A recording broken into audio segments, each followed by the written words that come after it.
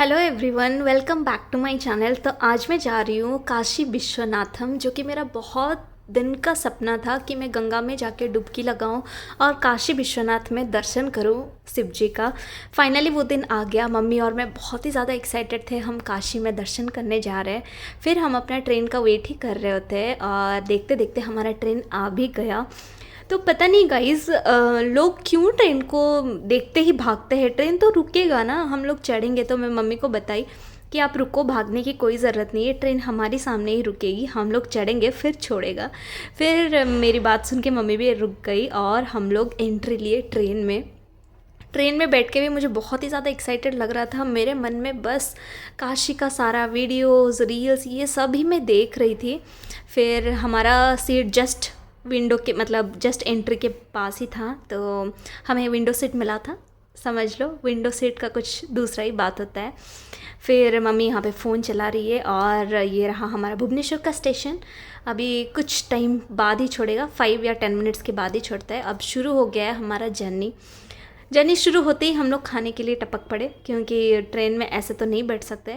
Lunch हम लोग करके आए थे, फिर भी हम खाने के लिए तड़प रहे थे।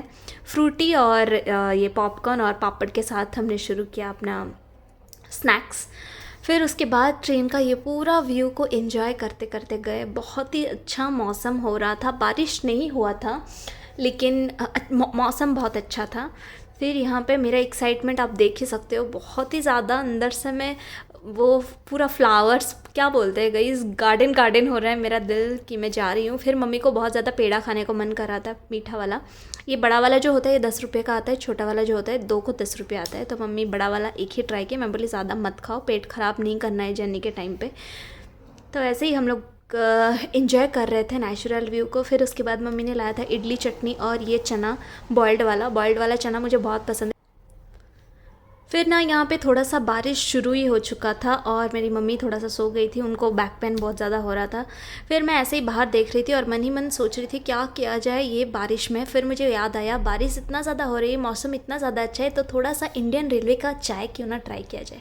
चाय बिल्कुल ही बेकार था गाइज, लेकिन मौसम, चाय और विंडो वाली सीट की मज़ा ही कुछ और है। फिर हम लोग ना IRCTC से डिनर का ऑर्डर किए थे। तो ये मैं 3:30 बजे उठ चुकी थी, क्योंकि हम 4 या 4:30 बजे ही पहुंचने वाले थे।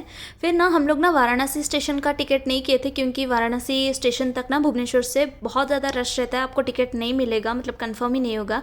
इसलिए हम दीनदयाल उपाध्याय स्टेशन में उतर गए और रात का कुछ 4:30 बज रहा था, सुबह हो चुका था।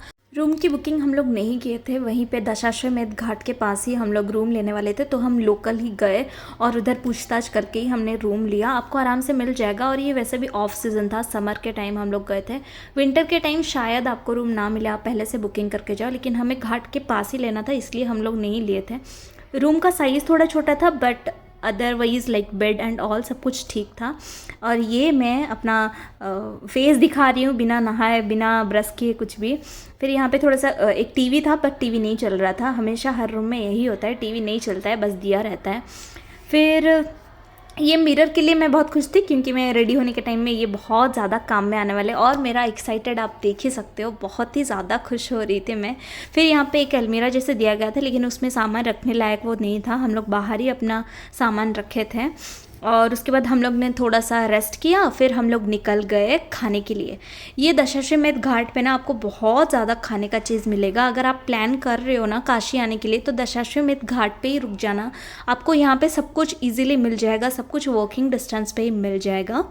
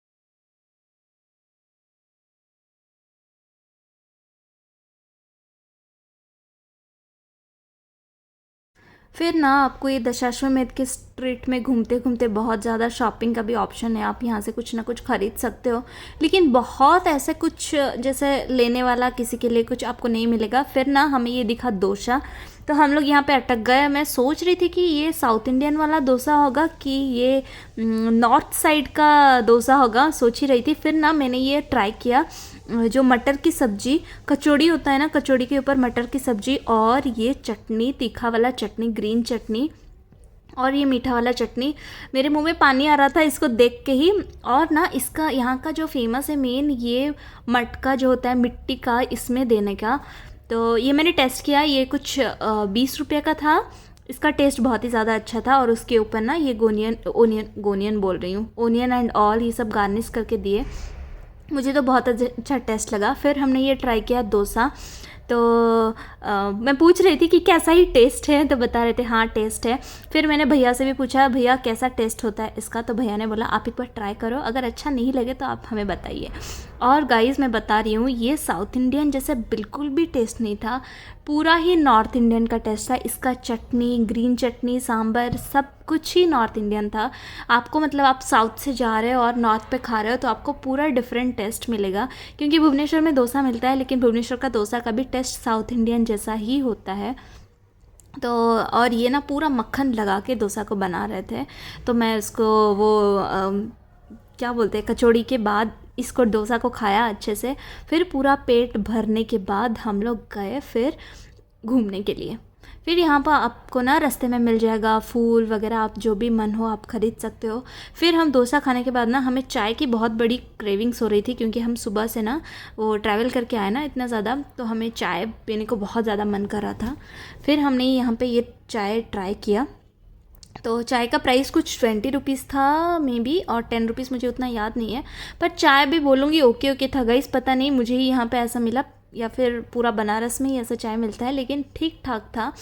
फिर हम लोग चले गए घाट पे, जहाँ पे थोड़ा सा भीड़ कम होगा वहीं पे ही हम लोग डुबकी लगाएंगे। यही सोच के हम लोग पूरा घाट घूम रहे थे कि कहाँ पे हमें थोड़ा अच्छा जगह मिल जाए जहाँ पे हम डुबकी लगाएं आराम से।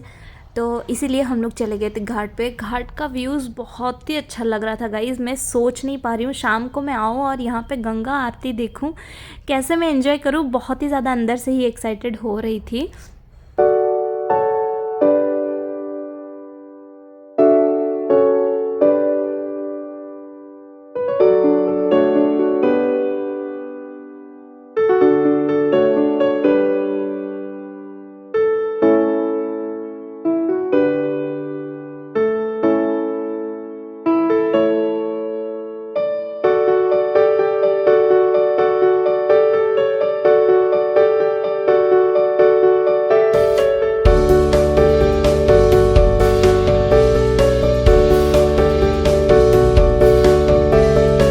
फिर ना हम लोग को फाइनली वो जगह मिल गया जहाँ पे हम डुबकी लगा सकते हैं। फिर हम लोग रिटर्न गए रूम पे, और मैं बता रही थी हम दशाश्वमेध घाट के पास ही थे। तो फिर ये वाला जो शर्ट है ये ख़रीदे, उसके बाद थोड़े से कपड़े लेके हम लोग निकल गए नहाने के लिए रेडी होके।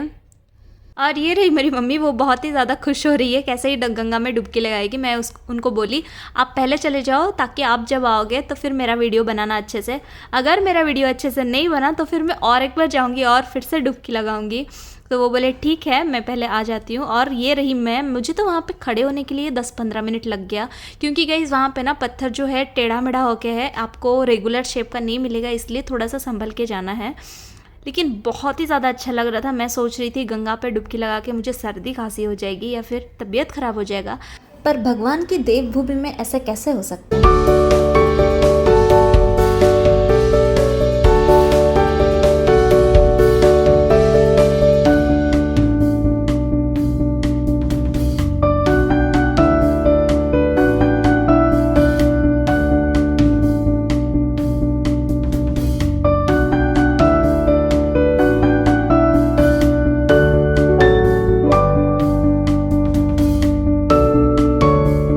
फिर हम लोग लोग जा रहे हैं अभी दशाश्वमेध घाट के गेट नंबर 1 से एंट्री लेने के लिए।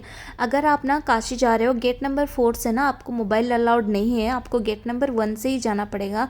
उधर ही आपको मोबाइल अंदर के लिए अलाउ करेंगे, मतलब एटलीस्ट जस्ट मंदिर जाने से पहले तक अलाउ करेंगे। मंदिर के अंदर ना आपको मोबाइल अलाउड नहीं है गाइस।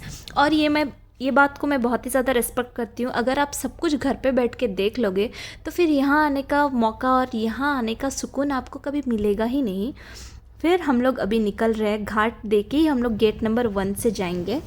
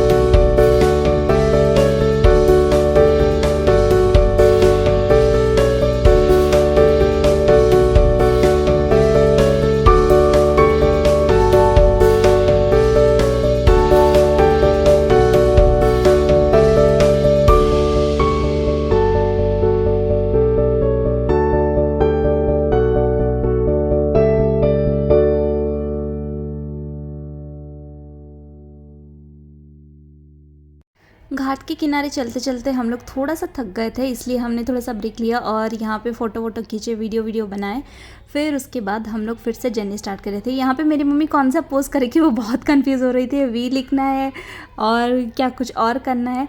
तो आज के लिए वीडियो को यहीं पे रोकती हूँ क्योंकि वीडियो बहुत ज़्यादा लंबा हो जाएगा तो आप इन्जॉय भी नहीं करोगे। मिलते हैं हम लोग नेक्स्ट पार्ट 2 वीडियो में। तब तक वीडियो अच्छा लगे तो लाइक शेयर एंड सब्सक्राइब ज़रूर कर देना। See you in the next video, bye.